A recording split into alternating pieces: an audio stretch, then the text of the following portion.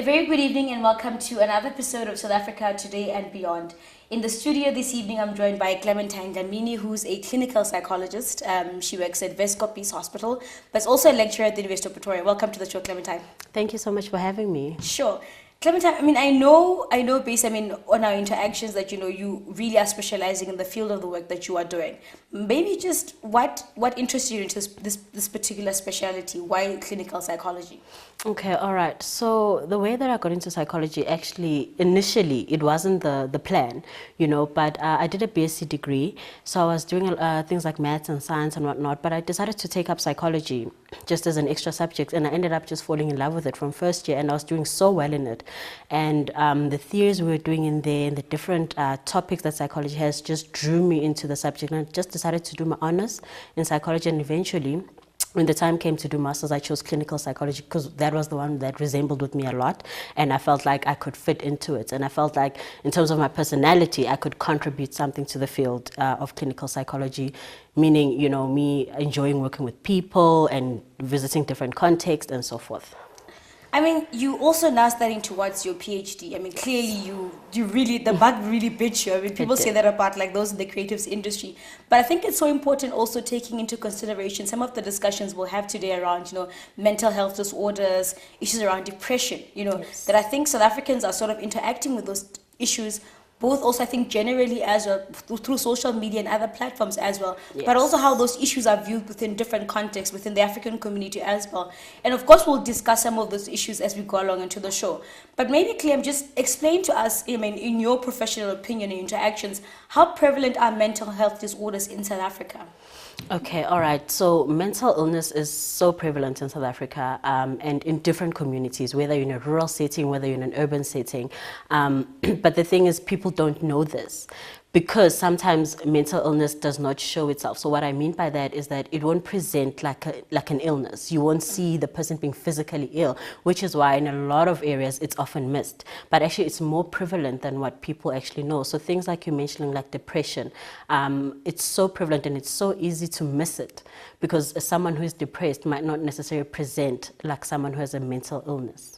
And how are mental health disorders pronounced versus males versus females as well? And is there a particular age group where you see, and of course there are sort of different types of mental disorders as well. You can give us example of those. Yes. But also issues around genes being transferred from one generation to the next in terms of mental health disorders. But of course there are different mental health disorders that are brought on by various things in one's life. Absolutely. Suffering a loss, Absolutely. grieving, and people not being able to grieve. Various issues as well, But I think also, if you could, in terms of where is it more pronounced? Is it males versus females? Is it a particular age group as well? How does that work? Okay, Gwara. So with mental illness, it varies. So I won't say that, in terms of depression, it's more prevalent in women or it's more prevalent in men. You do have those perceptions that people usually will say, okay, women are the ones who often get depressed, and you do have studies which have looked into these issues. But for example, let's just take an example of conduct disorder. Conduct disorder is a mental illness which is more prevalent in young boys, for example. And then you have something like schizophrenia. Schizophrenia, you have it, it's prevalent, I can say, in both sexes. So you can find it in males, equally in females as well. So I can't sit here and say that women suffer from this mental disorder more than what men do. I think it's very important that we don't look at it like that. Excuse me. So yes, it's either or really. And the way we should respond to this particular question also seeks to debunk a lot of myths and misconceptions around mental health disorders. I think not just in South Africa, but I'll say globally as well. And to think that it's more pronounced maybe in males versus females as well. And, it's perhaps young people that are more prone to have mental health disorders as well. But what are some of the other myths and misconceptions around mental health disorders in South Africa that you've come across? So many. There's so much stigma around mental illness. From like you mentioned, the rural setting. You have people who will have a child maybe who's born and has cerebral palsy, for example, and that child will be kept inside the house and not taken out. fearing that, you know, they will ridicule the child, they'll laugh at them, the family will be labeled, you know, as the family that gave birth to a child who's not normal or abnormal. So there's so many. I think, you know, from Vescopis where I work, I have patients who are scared to go back to their communities, who are scared to go back home because of the fear of being labeled as the crazy person, you know, Dlamini. It's so difficult actually for our patients to integrate back to the communities based on the stigma around mental health. People don't want to associate with people who have mental illness. People don't want to be around. Even the families themselves find it difficult, you know. So, you know, our aim, basically where I work, is to try and integrate the patients back into the communities, but we have so many challenges when it comes to that. You know, that patients actually end up being in institutions, not because they don't have family, but because the families just don't have the resources to deal with them, or the families just don't want them. Because of the mere fact that they suffer schizophrenia, or, you know, they maybe use substances, and as a result they then develop psychosis or whatnot, and they just become stigmatized, and the community doesn't want them, the family doesn't want them, and at the end of the day they then stay in institutions for the rest of their lives, which is not the ideal situation, Gwara. We do want patients to go back to their communities. Sure. And I mean, you're raising one interesting conversation. I think that's also, you know, it's a conversation that's coming up, especially during the Life is Dlamini saga that happened, I think, sometime last year. And, you know, the arguments around institutionalizing, you know, mental health patients, as opposed to also maybe placing them in community-based healthcare centers that, of course, are equipped to deal with mental health patients. But I mean, in your professional opinion, but also, you know, as somebody that, you know, directly works with mental health patients, what would you say is the best kind of setting for mental health patients? Would it be one, I mean, the approach of institutionalizing them and putting them sort of a bit far away versus, you know, placing them within communities, you know, but also integrating the community in the recovery process as well? What would you say what is the best route? So I mean, of course, it presents its own challenges, you know? Yes, absolutely, absolutely, definitely. But I think the important thing that we need to first acknowledge is that when we talk about mental health patients, it's varying degrees of mental illness. So they don't all have the same illness. So when you talk about what kind of institutions are better suited for them, what kind of centers, you first need to look at the level of functioning. Okay, you cannot maybe place a patient who's experiencing bipolar in the same institution or in the same center as someone maybe who's schizophrenic. They require different needs. So we first need to look at the illness itself, from patient to patient, and see what their needs are, and then, you know, obviously then take it from there and then see what kind of care is needed. This is now the ideal situation. But I do agree with you in a sense that patients do need to be in centers which are closer to their homes, which are closer to their families, so that it's easier. If the family cannot take care of the patient, it's easier for them to visit, or it's easier for them to have telephonic contact with the patients and so forth. So I think, yeah, that's the best way to go about it. Sure. Clem, looking at the issue broadly as well, how do you think that, you know, as a society, how do we begin to learn to deal with and assist families that have, you know, people suffering from mental health patients? And I mean, you're talking about the stigmas that are surrounding, you know, mental health disorders broadly. And one issue that might perpetuate those kind of stigmas as well, of course, taking into consideration the issues of the varying degrees of mental health disorders as well, you know, the fact that institutionalizing mental health care patients as well mental health patients could also be part of the perpetuating of the stigma that they need to be sort of ejected from society and placed very far away, you know. Yes. How do we as communities, you know, begin to learn to appreciate the situation that mental health patients and families are going through? And I mean, you're talking about many issues, bipolar, of course, cerebral palsy, and many other things as well. Those that, you know, develop psychosis based on, I mean, the abuse of substances and so on, you know. How do you think that we begin to, as a society and as communities, to deal with these issues and learn, you know, to deal with the stigmas and do away with those stigmas? I think that's a very pertinent question. Firstly, I think we need to realize that people with mental health or mental health issues are still human. Okay, they're still people who want to live and function just like you and me. Okay, and they still have families and they want a sense of belonging as well. So we first need to just understand that these people are also human. Okay, that is the only way that we can be able to accept them into our societies. Because even this saying, you know, mentally ill patients, it's already a stigma on its own. We're already separating them from the rest. Okay, so we first need to accept them as human beings. And then I just also think that we need to be very conscious as well. Excuse me. We need to be very conscious when we're dealing with people with mental illness or when we have them in our families, not to isolate them or, say you're having a family function.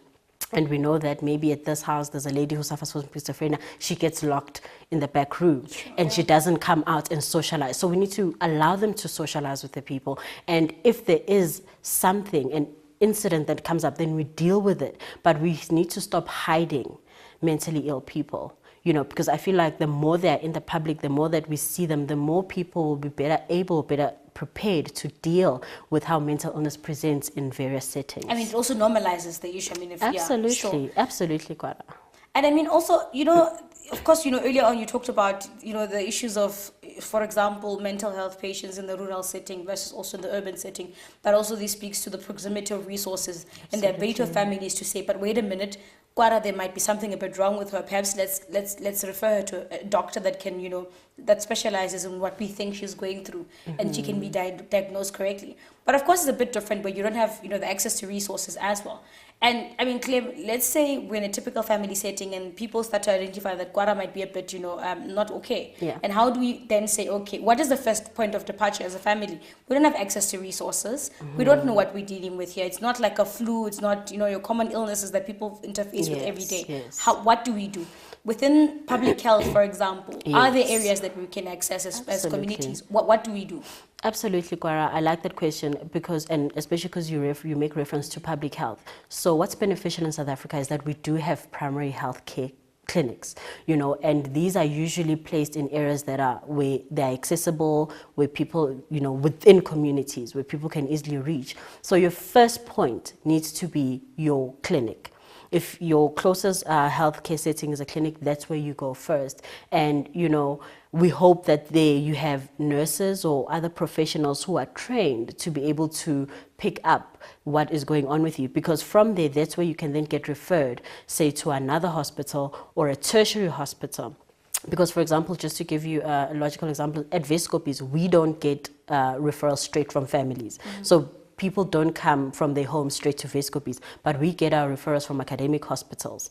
And when people at academic hospitals, they've already passed through your primary health clinic. So if you have someone in your family who you think is suffering from a mental illness, you need to get them to the clinic, get them to be assessed at the clinic so that they can then get an appropriate referral to the right hospital. Sure. Clem, let's go for a quick ad break. When we come back, I want us to discuss, one of the major, mental health issues that's really plaguing South Africa today, and that's hiding in plain sight, which is depression. Okay. So let's go for a quick ad break and we'll return to the conversation when we come back.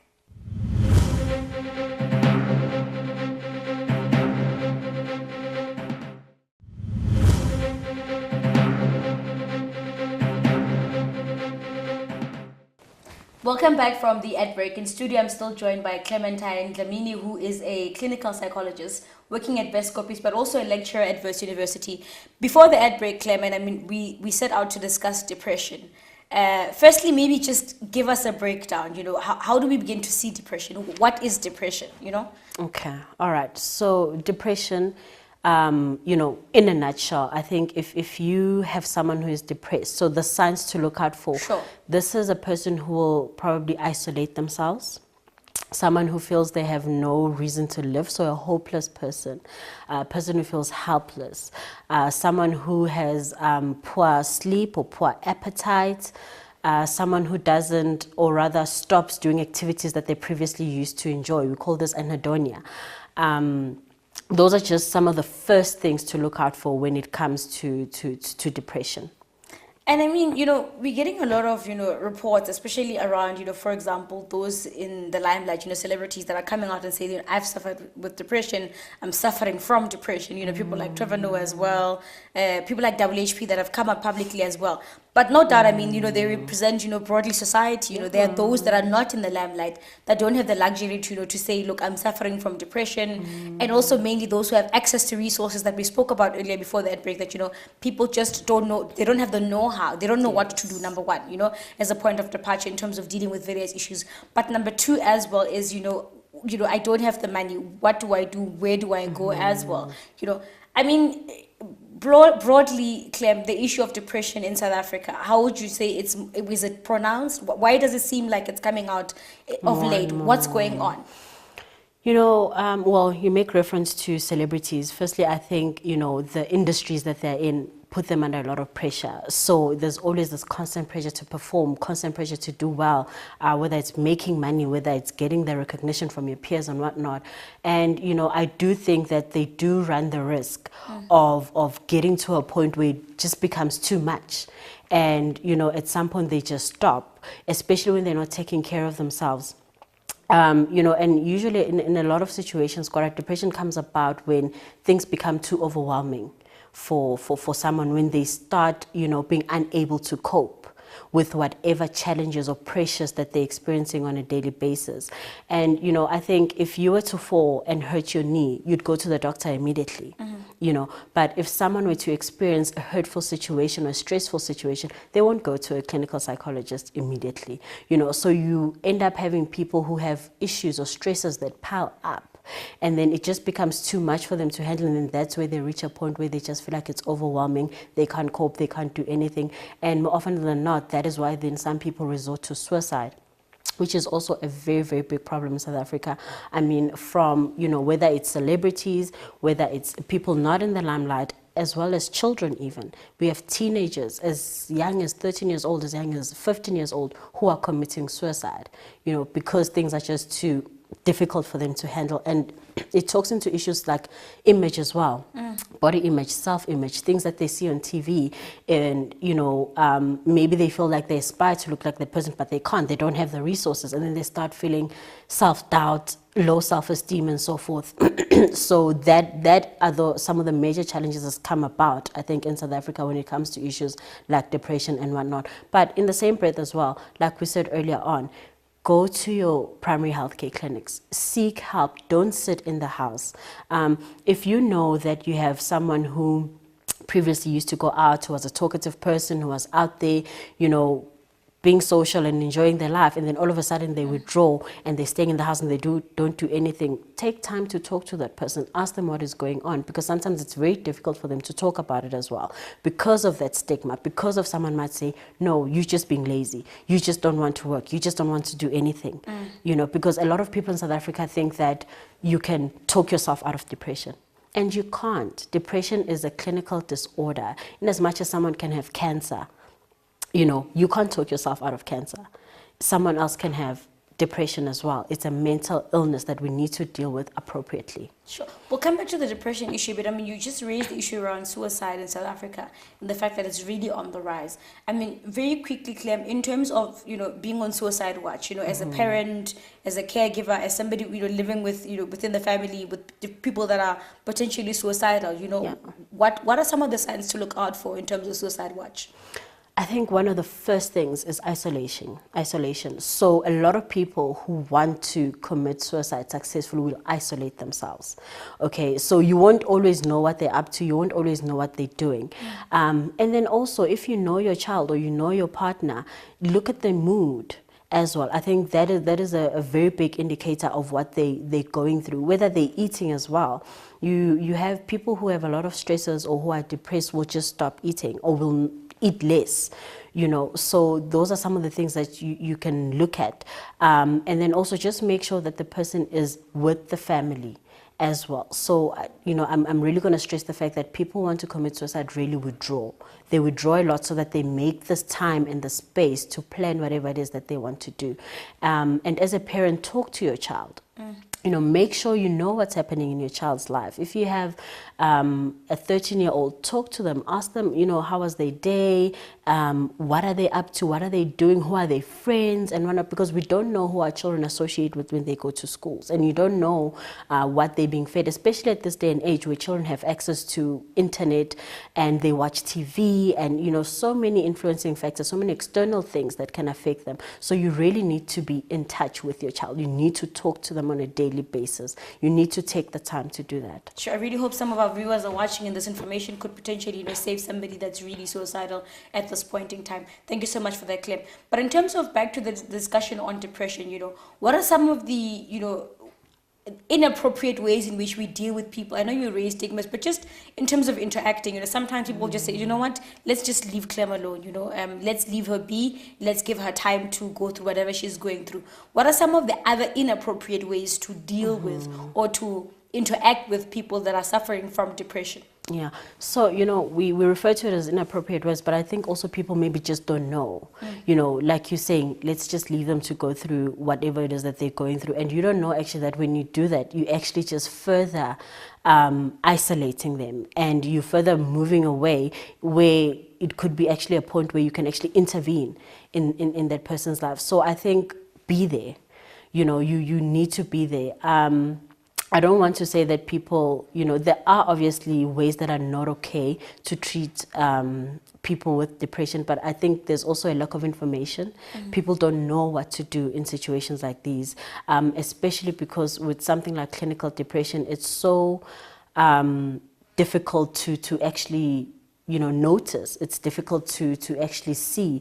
So people just don't know how to deal with it. I don't think it's inappropriate in a sense. Sure. And I mean, Clem, you're raising an interesting point that it is really lack of information. And I mean, oftentimes, I mean, if I'm ill and I recognize that I'm ill, I'm able to carry myself. I'm able to take myself out of my home and take myself to the doctor and say, look, I have the sniffles and I think I'm getting flu. I just need medication for 1, 2, 3, Yes. But I'm in this funk, I'm in this dark space, and it might not be as a direct result of maybe grief, somebody, I've suffered a loss, whatever the case might be. I still have a job. I still have a partner. And I would assume these are some of the cases that you have, have people that, are not, people have not lost their jobs, because sometimes that also comes, depression comes off that, I still have a job, I look like I'm holding my stuff down at work, I have a partner, I look like I'm still in a loving relationship with my partner. But at the back of my mind, and when I'm alone and my thoughts, creep up on me, I have these thoughts that are going through and I'm in this dark space. And I might not realize that I have depression. Yes. I mean, how do you begin to deal with somebody that's going through that particular phase? Okay.